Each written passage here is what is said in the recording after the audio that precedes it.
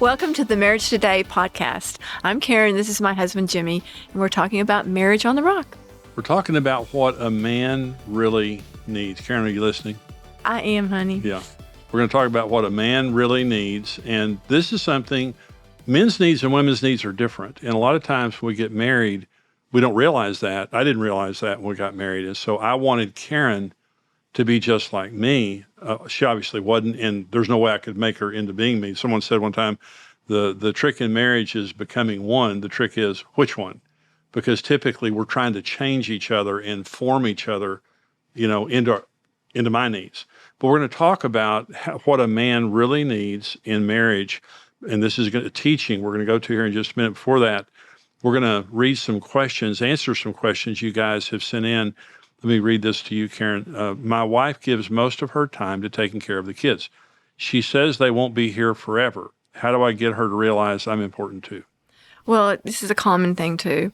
I think that a lot of women get caught up with, being a mother, especially if they had infertility issues at the beginning and then they finally have that child. It's like, And so I think it's just an instinct within us, to nurture, take care of our children. And they're easier than sometimes, with our husband because our husband's busy working and we're with the kids.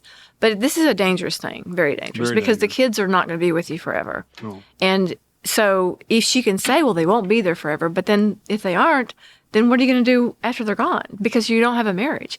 I know so many couples that their relationship, they had to rebuild it. They had to go through all the process again of rebuilding the relationship because they didn't take care of it when they were married, or they end up in divorce. Or just miserable. Mm-hmm. That we've had an empty nest, Karen, for 26 years. Mm-hmm. And so, our kids are in their 40s. We have 5 grandchildren. And so it's so short-sighted to give up your marriage for your children. The other thing is, how are your children going to succeed in marriage if you don't show them how? Well, and they feel like they're the center of your universe. That's not a healthy environment. And so your God is first, your marriage is second, then your children. You love each other first, and then you love your children, and that makes them feel secure. And then when they leave home someday, they have the knowledge of how to have a successful relationship. Very dangerous thing. I feel disrespected by my wife. What can I do to establish respect? Well, the thing that I think, it's hard. It's hard when someone's disrespecting you. You just can't make them respect you. Mm-hmm. And in this teaching that we're going to go to here in just a minute, and this is also now in my book, Marriage on the Rock, and also in the seminar, Marriage on the Rock, the number one need of a man is honor. Number one need, period, no question mark. No, it is absolutely the number one most profound need that a man has. And so when women, a lot of times women will see men as egotistical. And it's like, you're just too sensitive. You're just too egotistical. It's just the way God made us. In other words, you can say anything you want to me, but the way you say it is very important to me. And we're very, very sensitive in the area of our egos. And what this man is saying is, I feel disrespected by my wife. You need to get counseling. You need to read the book together. You need to do whatever. But it'll never change. A man will always need respect. And it says in Ephesians 5, by the way, that a woman should respect her husband as she does Jesus. The standard there is, how would you talk to Jesus? How would you respond to Jesus? Well, what you're saying is what I was about to say is talk. Words are powerful. You and I were just talking about this morning about how, words can bring life or death, and they can bring. And so what women need to understand is the words that you speak in your home are producing something in your home, either a good crop or a bad crop. And so the words you speak, if they're gracious and kind, then you're going to experience gracious, kind atmosphere. But if they're demeaning and disrespectful and putting people down, that's the atmosphere you're building. And so in the home, a woman's words can produce such great things. Yeah, and in the next program, one of our upcoming programs, we're talking about the needs of women. So we're not picking on women. We're going to talk about the needs of women. But in a man world, security or respect is absolutely paramount as far as their needs are concerned. And a lot of women that I've seen over the years, they'll disrespect their husband and then wonder why they didn't want to talk. Yeah. And so that's the reason he's wounded over that. So we're going to go to this teaching right now on the needs of a man. Jesus came to a woman at the well of Samaria, and she'd been married 5 times and she was living with a man. And Jesus said, lady, if you keep drinking from that water, you're going to keep being thirsty.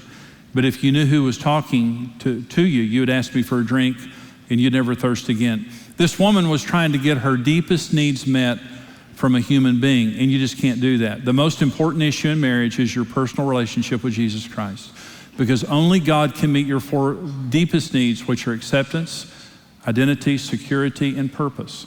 No human being can meet those needs. When you get married and you don't have a close relationship with Christ, you're going to automatically transfer the expectation of your needs to your spouse, and you set your marriage up for failure because your spouse can't be Jesus for you. Only God can meet those needs. So when Jesus found this woman, he felt sorry for her. She had been divorced 5 times, and now she was cohabiting. You know, she was beat up, and she had given up on marriage, a lot like many people have today. But when Jesus found her, he went to the root of the problem and said, lady, you're just drinking from the wrong well. And if you would just change sources, that it would change everything. When Karen and I get up in the morning, the first thing we do is get alone with God. We did it this morning. We do it every morning. And the most important thing we do for our marriage is to pray and to read the Word of God and let God deal with our hurts, our fears, our insecurities, our needs, our desires. And then out of the overflow of God's love, we love each other. We simply don't have the ability to love each other in a healthy, functional manner without first having a relationship with God. We remember down in the Garden of Eden, it was not Adam and Eve. It was Adam and Eve and God. And everything was marvelous as long as God was there. When God left the garden, or when he kicked them out because of sin, that's when all the problems happened. We desperately need a relationship with Jesus Christ. But there are needs that we meet in each other that are important. In other words, if we could meet our own needs, we wouldn't get married. But we get married because we need to meet each other's needs. Meeting each other's needs, it creates and maintains the attraction between each other. It truly does. Met needs are a huge thing in just maintaining the health of the relationship and minimizing outside risks. Is when you're meeting each other's needs, it doesn't mean that there would never be a problem, but it means it minimizes outside temptation when we're meeting each other's needs in marriage. There are several problems when we're meeting each other's needs in marriage, common problems. And the first is the rejection of the inherent differences in the opposite sex. Your spouse is different than you are. The 4 major needs of a man are different than the 4 major needs of a woman. Now, this doesn't sound good, but it's a true statement. If you marry someone normal, they're not like you.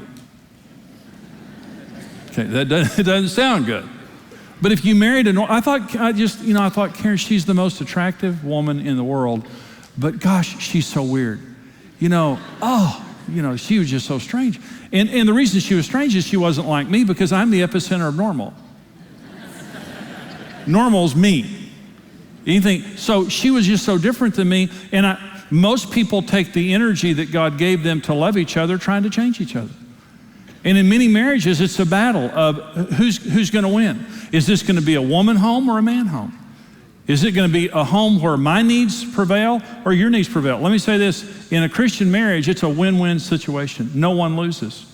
Everyone gets their needs met, but when you have a bad marriage, it means I'm rejecting your inherent differences. Let me say this, when you reject my needs, you reject me. When I'm telling you what my needs are and you keep rejecting that, that's rejection. It feels like rejection. It's frustrating. And so when I'm telling you what my needs are, I just need you to believe me. And I need you to accept that. And I'm going to talk about what our needs are here in just a minute. The second problem that we have is translating our spouse's needs into our language, which is really frustrating. Men, one of a man's primary needs is sex. I'm going to talk about that in just a minute. One of a woman's primary needs is affection, non-sexual touching and affection. So a man goes to his wife and says to her, I need sex. And a woman has sometimes a problem processing that, because she's thinking, you're a pervert. I'm not feeding the monster. You want way too much sex. What you actually need, I'm going to translate this for you. What you actually need is just to be held. Come here. And he's saying, no, sister, I need sex. That's as complicated as it gets right there. But she's translating. So a woman comes to her husband, and by the way, this is how different men and women are. Men, when men are asked how important sex is to them, it's always like one or two, right up in there. And women were asked in one survey how important sex was to them. It was ranked 13th. Number 12 was gardening together. That's wrong. So, a woman comes up to her husband and says, honey, can't you hold me? Well, can't you just hold me? No funny business. Can't you just hold me? There's not a cell in a man's brain that can get that. And so can you just hold me? You're saying, yeah, you want me. Just admit it. Who can blame her? So what we do is we tell each other what our needs are, but we just translate it, and it's just frustrating. No, that's not what I need. I need what I said I needed. But because we reject the fact that we're different, we can't talk without translating it and then trying to meet your need in my way, which just ends up with more frustration. Another problem that we have is selfishness, just being selfish. The greatest marriage is two servants in love. Now, let me say this. The worst marriages are two masters in love. Okay. Two servants in love is a phenomenal marriage. I like this picture of heaven and hell. It's not biblically accurate, but I like it anyway. I heard someone tell this story one time, the picture of heaven and hell. In heaven, there's this banquet table, and it's just phenomenal. The angels are waiting on you. It's just this incredible food in heaven, and God is there. And everyone has utensils strapped to their arms that they can't take off. And these utensils are so long that you can scoop the food and serve somebody else, but you can't serve yourself. It's too long to feed yourself. Hell is the same way. Hell is this wonderful banquet table. God isn't there, but it's a wonderful banquet table. And they're all sitting in hell, and they have the same utensils on and the same incredible food in front of them. But the difference between heaven and hell is, in heaven, everyone is sitting, helping each other eat and serving each other. But in hell, they're so selfish, they starve to death without serving each other. The food is there, but they're just all so selfish that they won't help each other out. And they can't. Listen, if we could meet our own needs, we wouldn't get married. If I could take the utensils and somehow feed myself, I wouldn't have a need for Karen, and she wouldn't have a need for me. The greatest marriages, and see, you have what it takes to meet each other's needs. All the banquet is set before you every single day. And the heaven marriages are the marriages where we're just sitting here all day long loving each other and meeting each other's needs in your language, not in my language. I'm doing for you what you need me to do, what you couldn't do for yourself. And you're doing the same thing. It's two servants in love feeding each other. The worst marriages are the hell marriages where we're both so selfish, or one of us is so selfish, where I'm just going to sit there and watch you suffer, but I'm not going to serve you. We have to serve each other in order to have the kind of marriage. You have what it takes. Now, let me say this. You know you have what it takes because you fell in love. And the way you fell in love was feeding each other. Every couple falls in love the same way. And that is being sensitive to each other, being sacrificial and servant-hearted, and you fell in love. We get into bad habits sometimes when we're married, and sometimes we just don't understand the differences in our spouse. So let me talk about the four major needs of men and women and how to meet those needs. Now I'm going to begin with men, but ladies, be patient with me because I'm going to get to your needs here in just a minute. Four needs of a man and how to meet them. Number one need of a man is honor and respect. This is our mega need. Women have a mega need and men have a mega need. This is our mega need. And when the Bible says in Ephesians 5:22, wives submit your husbands as to the Lord, in verse 33 it says you respect your husband. Men and women are total equals. The verse before that says submit to one another in the fear of Christ. So I don't believe in a concept of submission. Women should submit because they're not as equal, or something like that. Men and women are completely equals. What is being tried to, what Paul is saying here is respect your husband like you would the Lord. Not the way your mother did your father. Not the way you see on television. Not the way your friends do their husbands. How would you respond to Jesus Christ? If you were in a relationship with Jesus and you were responding to him, that's the standard the Bible gives for women, because men have a need for respect and honor. It's our biggest need. Is men gravitate to the place where they get honor and respect, And they run from any place where we feel like I may be disrespected. And again, it goes back to this issue of the way that women talk to their husbands is you say anything you want to say, it's just the how issue. And I want to talk about how to give your husband honor, just the practical aspect of if you ought to do it, then how do you do it? Well, the first is allow him to fail. How do I honor my husband? Let your husband fail. I'm not talking about self-destructive behavior. I'm not saying that your husband is in some kind of a destructive behavior and you just stand back and let him fail. But I'm just saying your husband's imperfect and he's going to fail. Don't scream when I say that. Don't want you to be too shocked. Your husband's imperfect and he's going to fail. A lot of the damage that women do in their marriages is trying to keep their husband from making a mistake.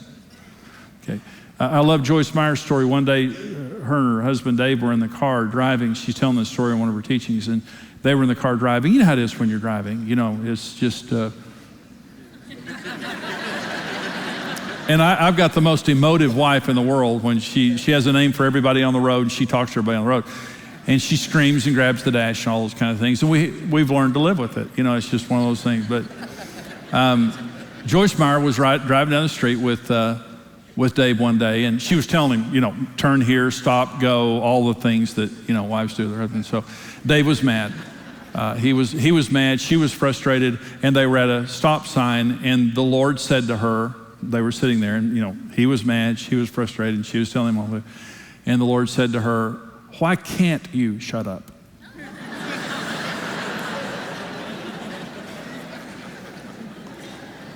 I'm going to milk that for just a minute longer. In other words, just let him go his own way. Let him make a wrong turn. Let him get lost. And by the way, men don't get lost. We're just, it's an adventure. And we don't need some stinking person telling us what to do. But let him make a mistake. You don't have to correct him for everything. That's not your role, is to correct your husband for everything. Just let him make a mistake. And you support him. And in other words, I'm not talking about self-destructive behavior. The second thing is confront your husband, but let God be the enforcer. You're his equal. You can say anything that you want to say, but the question is, who's the enforcer? You go to your husband and say, honey, I don't agree with that. I think that's wrong. I don't think we ought to be doing that. And your husband says, and he does it anyway. Get in your prayer closet and ask God to get him. That's what my wife does. She has a relationship with Jesus. Let me say, if you're telling the truth, God is on your side and he can change your husband and it won't drive your husband away from you. Okay? If you're wrong, he would correct you. There's not much of a chance that you're wrong.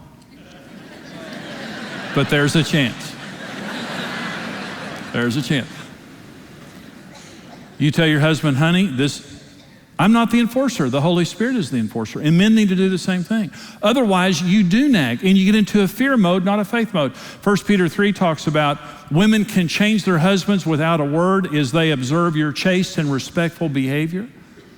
And it says that a gentle and quiet spirit is precious in God's sight. And listen, gentle and quiet is not a mousy little beaten down woman, because I know some of you have very strong personalities and you're offended by that, and I don't blame you, okay?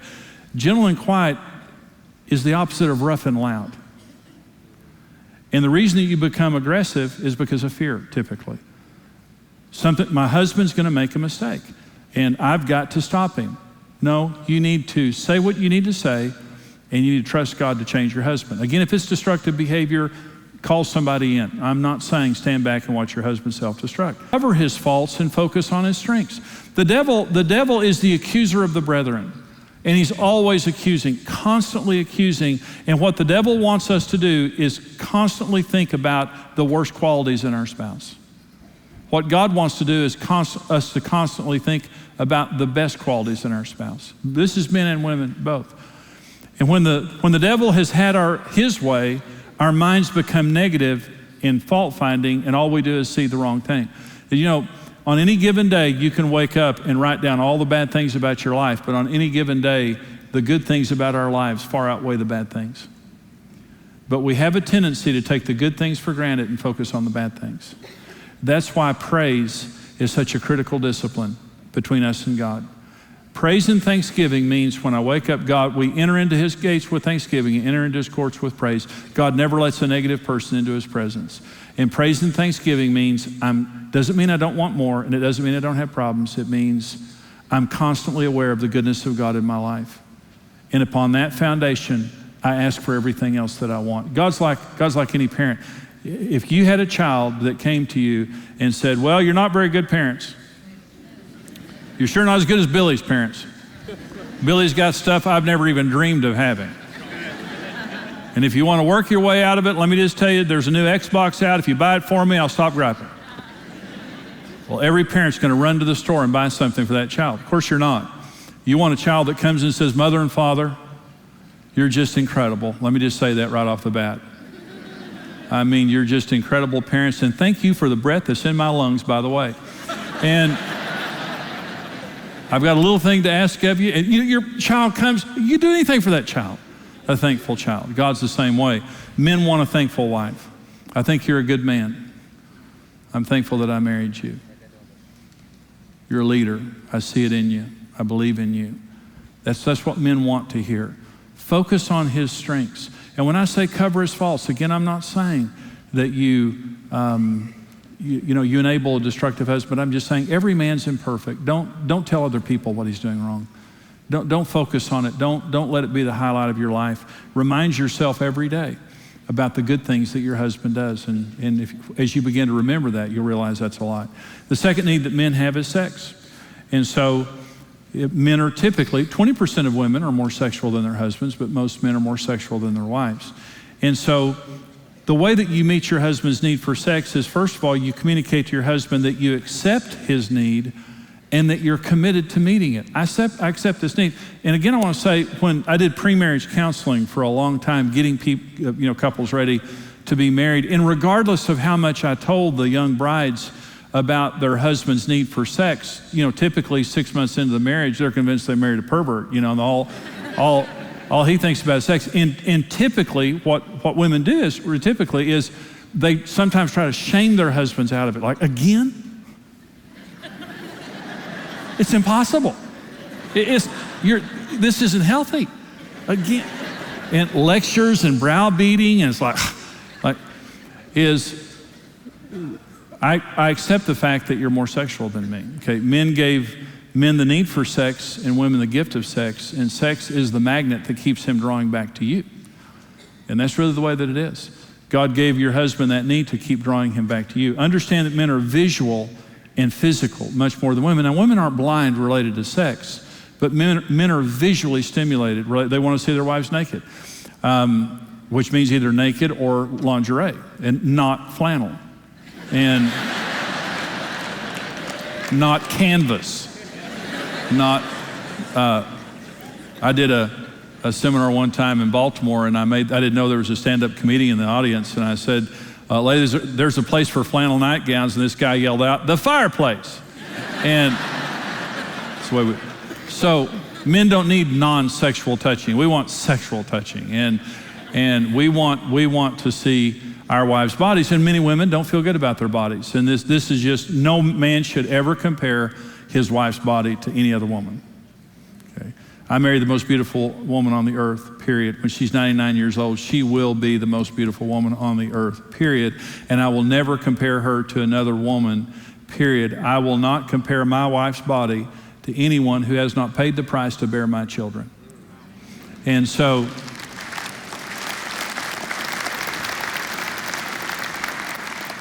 you shouldn't look at other women. You shouldn't compare your wife to any other woman. And so, but many women compare themselves, and they don't feel good about themselves, but need to understand your husband has that need. Another way that you meet your husband's need for sex is be more sexual than you feel. Now, I'm going to talk to your husbands in just a minute about your needs, and we're going to talk about communication, okay, and your need for open and honest communication. And many men don't feel like talking. They're just not natural talkers. And so when I talk to your husband in just a minute, you're gonna be really thankful, because here's what I'm going to say to your husband. It doesn't matter how you feel about talking. You cough it up, pal. I'm just giving you a preview of what's about to happen. It's exciting, isn't it? Okay. Doesn't matter if you feel, I don't care if you feel like talking or not, talk. Just talk. Okay. So let me rewind here for just a minute. Doesn't matter how you feel. You be sexual. Let me talk for just a minute about matching libidos. Matching libidos, okay? Having the same sex, because some people think, well, you know, you have sex in marriage when you both feel like it. You'll have sex about 8 times. And most sex in marriage is meeting a need in your spouse that you don't have. And if your wife is more sexual than you do that for her. You meet your spouse's needs. Otherwise, you just leave them to their needs being unmet, which is a very bad thing. Be more sexual than you feel, and be energetic and creative in meeting your husband's need. Very important. Fun and friendship is another need that men have. We want to be fun. We want to be friends with our wives. I want Karen to be my friend. I don't want to be mothered. I want Karen to be my buddy. Men want their wives to be their best friends. And that means come out of your world into his world, and don't lose your identity in mothering. I'm sure you're a terrific mother, but don't become matronly, and don't lose your identity in being a mother and forget that you're also his buddy. You need to come into his world. I love a story that a pastor told about a couple in his church, and their marriage was on the really in a bad state. And this woman went hunting with her husband one day. She knew that he loved to deer hunt, and she said, honey, I want to go deer hunting with you. And of course, he was a little worried because he thought maybe she wanted to get him alone with a firearm. And but what she did, she came out of her world into his world and healed their marriage. They went on a hunting trip. Let me say something. Your husband will never be as open with you as when he's having fun with you. You'll be sitting somewhere having fun, and all of a sudden you'll find your husband just opens up, because that's the way we're wired. When you're my friend, I'll open my heart to you. Until you're my friend, I don't know, because that's one of the most important needs I have. You come into my world and you be my buddy. That's what I need from you. Number 4 is support at home. Now listen, men should do their equal share at home. Is that housework, when you get home, your job just started, it didn't end.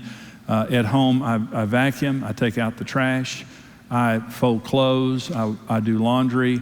I don't cook for health and safety reasons. It's just better if I don't. But Karen does not pick up after me. I mean, she does sometimes, but I pick up after myself. I don't put those burdens on Karen.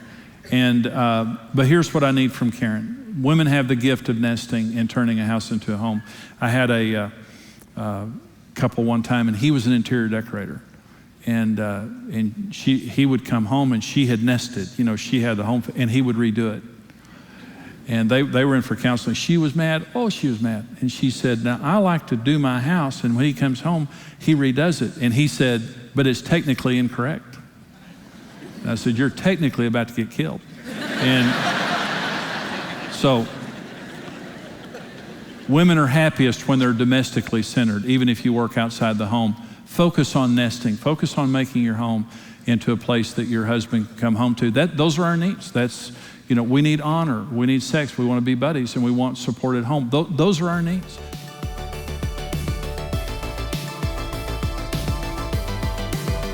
Hey, this is Brent Evans with XO Marriage, and I want to thank you for listening to the Marriage Today podcast. We believe your marriage has a 100% chance of success if you do it God's way.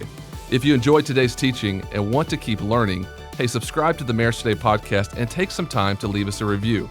Your reviews help us spread the word and can encourage someone else in need. For more great marriage content, check out xomarriage.com, where you can see all of our marriage building resources, articles, and live events.